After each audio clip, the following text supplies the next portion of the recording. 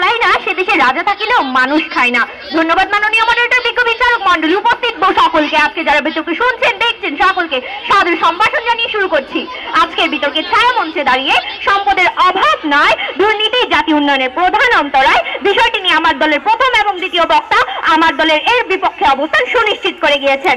আমি আমার দলের দলনেতা হিসেবে বিষয়টি তথ্য যুক্তির মাধ্যমে উপস্থাপন করে যাব যে দুর্নীতি জাতীয় উন্নয়নের প্রধান অন্তরায় নয়, সম্পদের অভাব এতে প্রধান অন্তরায় হয়ে দাঁড়ায়। মাননীয় মডারেটর, আমার বিপক্ষ দল, আমার প্রতিপক্ষ দলের দলনেতা বলে গিয়েছেন যে তারা রূপপুর পারমাণবিক কেন্দ্রের কথা। তো মাননীয় মডারেটর, যদি আমাদের সম্পত্তি থাকতো তাহলে রাশিয়ার সাহায্য আমাদের কেন নিতে হবে?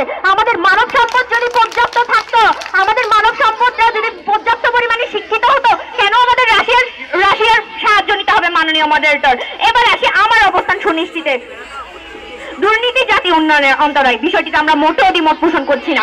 যখন আমাদেরকে প্রধান বিষয় নির্বাচন করতে হয় ঠিক তখনই সম্পদের অভাব একটি বড় বাধা, এটা আমাদেরকে মানতে হয়। আজকে উন্নত করার প্রথম লক্ষ্য হলো নাগরিকের মৌলিক অধিকার নিশ্চিত করা। কিন্তু মাননীয় মডারেটর, বিস্মিত হচ্ছে যুক্তি দেখে যে ক্ষুধার্ত মানুষ যখন পেটে পাথর বেঁধে তাদের গল্পকে সংকরায়ন করছে, দেশের অর্ধেক মানুষ যেখানে দুবেলা খেতে হিমশিম খাচ্ছে, যেখানে হাজার হাজার শিশু নিরাপত্তা পাচ্ছে না, নাগরিকের 1/3 খোলা আকাশের নিচে বসে আছে, সেই দাঁড়িয়ে শুনতে হয় সম্পদের অভাব নয় দুর্নীতি জাতীয় উন্নয়নের প্রধান অন্তরায়। ঠিক তখনই যেন মাননীয় মডারেটর, পেটে ভাত না থাকলে যেমন মুখে উন্নয়নের বলি মানায় না, সেই কথাটারই পরিপন্থী হয়ে দাঁড়ায়। মাননীয় মডারেটর, দুর্নীতি যদি প্রধান অন্তরায় থাকতো তাহলে সবচেয়ে স্বল্প দুর্নীতিগ্রস্ত দেশ ভুটান কেন আজ উন্নতির চরম শিখরে পৌঁছাতে পারেনি? মাননীয় মডারেটর, কিছুই তো আমাদের লক্ষণযোগ্য হচ্ছে না। দুর্নীতি মুক্ত কোন দেশ কেন আজ পর্যন্ত উন্নত শিক্ষা দেওয়া হয় নাই?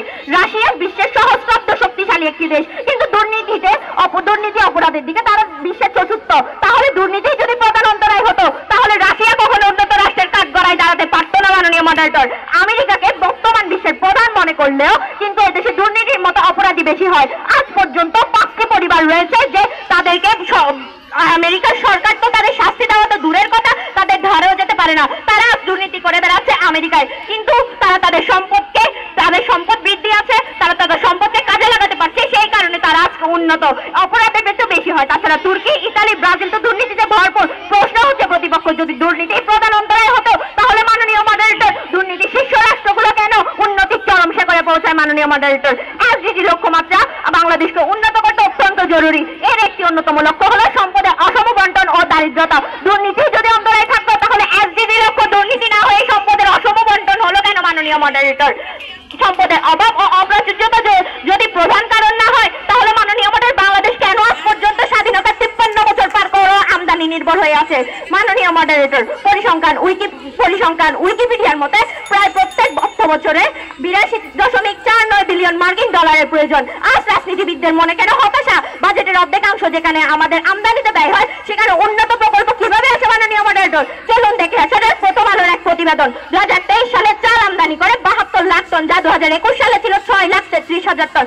এর আলোকে মাননীয় মডারেটর, চাল উৎপাদনে বাংলাদেশের অবস্থান তৃতীয় হলেও আমদানিতে এর অবস্থান দ্বিতীয়। মাননীয় মডারেটর, তা থেকে আমাদের স্পষ্ট হয় যে যতটুকু আমাদের সম্পদ আছে তা খুবই সীমিত, যা আমাদের পর্যাপ্ত না। মাননীয় মডারেটর, বাংলাদেশকে উন্নত করতে এটি কখনো সফল কাম্য হতে পারে না। মাননীয় মডারেটর, এছাড়াও বিপরীতে 22 লাখ টন গম উৎপাদনের বিপরীতে আমদানি করতে হয় 57 লাখ টন। এছাড়াও তরল প্রাকৃতিক গ্যাস, অপরিশোধিত তেল, পেট্রোলিয়াম, যন্ত্রপাতি, রাসায়নিক দ্রব্য আমদানির অংশীদার হিসেবে চীনকে যেখানে 21.5% দিতে হয়, বাজেটের অর্ধেকাংশ যেখানে আমদানির পেছনে করি হয়, সেখানে আমাদের অবকাঠামো নির্মাণ কখন আছে? মাননীয় মডারেটর, যেখানে সম্পদেরই স্বল্পতা, সময় চেয়ে নিচ্ছি, যেখানে সম্পদেরই স্বল্পতা সেখানে দুর্নীতি করবো কি দিয়ে? মাননীয় মডারেটর, আমার প্রতিপক্ষ দলের প্রথম বক্তা বলে গিয়েছেন যে দুর্নীতির কারণে বাধাগ্রস্ত হচ্ছে একটি অবকাঠামো নির্মাণ, কিন্তু তাদের দ্বিতীয় বক্তা সেটা প্রমাণ করে যেতে পারেনি। তারা পদ্মা সেতুর আন্ডারে এসে যখন পদ্মা সেতুর কথা বলে তখন তারা এটা বলে গেছে। ধন্যবাদ মাননীয় মডারেটর, ধন্যবাদ সকলকে।